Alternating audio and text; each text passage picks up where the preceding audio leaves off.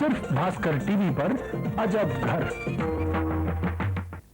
बड़े गर्व के साथ मुझे कहने में कोई भी संकोच नहीं होगा कि जिन्होंने मेरे जरा से संकेत मात्र से अमेरिका से चल करके यहां आए, वो अशोक जी जो हिंदी साहित्य के प्रोफेसर भी हैं और पांडित्य के विशेषता ये है कि बहुत बड़े ज्योतिषी भी हैं। इन सारी गुणों को एक साथ समन्वित होकर के जो अमेरिका की धरती पर बार बार बुलाए जाते हैं, बार बार पहुंचते हैं, बार बार रहते हैं और फिर अपने हिंदुस्तान में आने को तड़पते हैं और हिंदुस्तान आ जाते हैं, ये आज हमारे लिए सौभाग्य की बात है। वो हमारे बीच में है। मैं जानता हूं कि वो गंभीरता के कवि हैं, बड़े सौष्ठव और साहित्यिक विचारधारा के व्यक्ति हैं, लेकिन यहाँ इस मंच पर उनको अपने काव्य पाठ से हमें लाभान्वित कराने का काम करें ताकि हम उनकी संगत का लाभ उठा सकें। अशोक जी, एक कविता छोटी सी मैं पढ़ रहा हूं, शीर्षक है नींव के पत्थर। हम महल की नींव के पत्थर अगर पूजे नहीं जाते शिखर की भांति तो क्या फर्क पड़ता है। हम महल की नींव के पत्थर अगर पूजे नहीं जाते शिखर की भांति तो क्या फर्क पड़ता है। सभी दीवाल, छत, छज्जों, कंगूरों के बहुत नीचे दबे हैं तो हमारा क्या बिगड़ता है।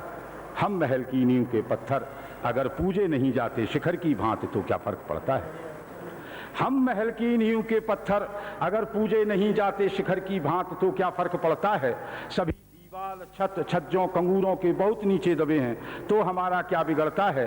हम महल की नींव के पत्थर, हमें यह ज्ञात है, यह भव्यता, यह उच्चता, वातानुकूलित विशदता, आकार का अस्तित्व सब हम पर टिके हैं। हम हैं, इसी से महल है।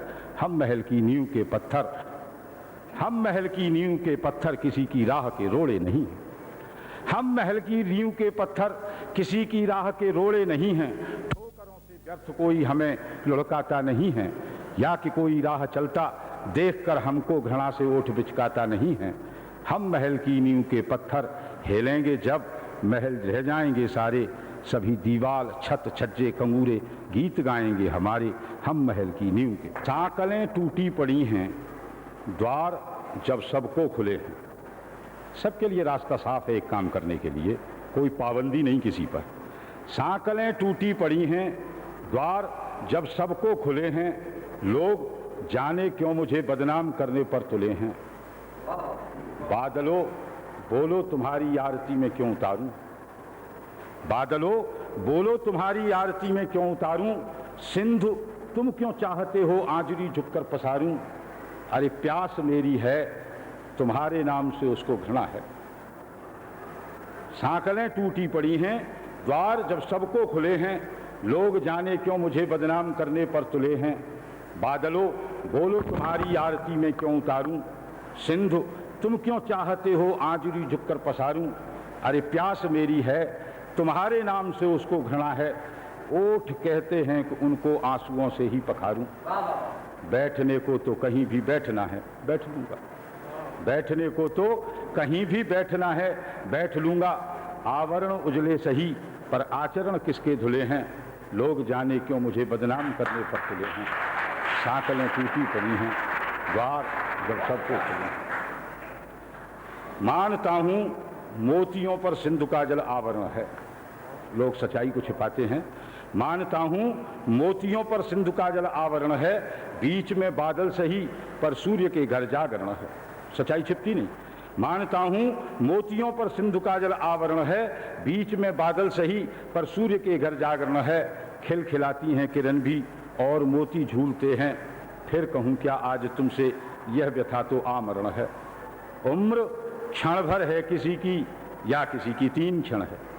आयु 2 क्षण है किसी की या किसी की 4 क्षण है।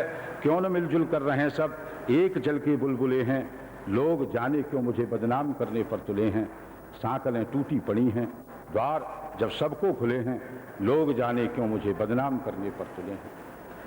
बादलों को गर्व है जलमग्न कर देंगे धरा को। बादलों को गर्व है जलमग्न कर देंगे धरा को।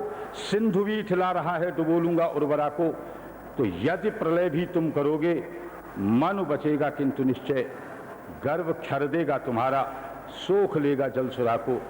व्यर्थ फिर क्यों खींचते हो, रीझना सीखे नहीं यदि। व्यर्थ फिर क्यों खींचते हो, रीझना सीखे नहीं यदि। बात विस्मय चल रही है, बोल मिश्री में घुले हैं, लोग जाने क्यों मुझे बदनाम करने पर।